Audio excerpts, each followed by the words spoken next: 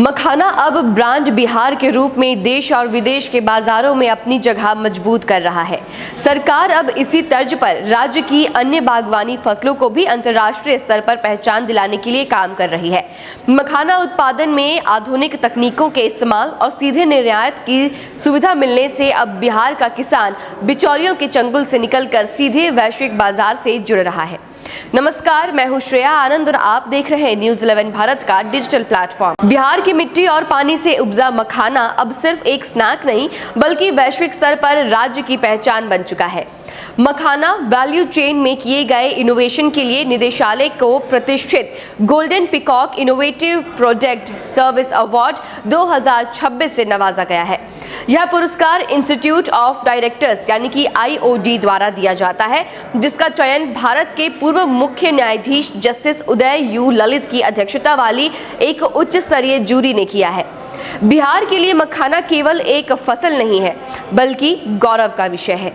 देश के कुल मखाना उत्पादन का लगभग 85% हिस्सा अकेले बिहार से आता है। उद्यान निदेशालय ने पिछले कुछ वर्षों में मखाना के उत्पादन से लेकर उसके प्रोसेसिंग, ब्रांडिंग, पैकेजिंग और निर्यात तक की पूरी वैल्यू चेन को आधुनिक बनाने के लिए जो मेहनत की है, यह अवार्ड उसी का परिणाम है।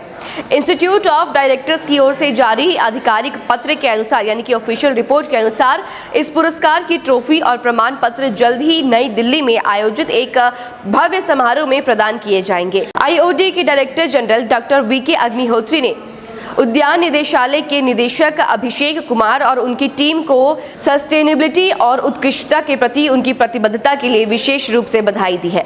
यह अवार्ड इसलिए भी खास है क्योंकि इसके लिए बेहद कड़े मानकों को पूरा करना होता है, जिसे बिहार के उद्यान निदेशालय ने अपनी बेहतरीन वर्किंग कल्चर से हासिल किया है।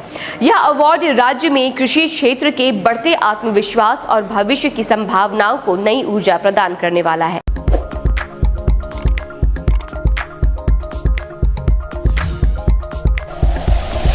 Like and share videos, subscribe करें हमारा चैनल और प्रेस करें बेल आइकॉन। न्यूज़ 11 भारत, सच है तो दिखेगा।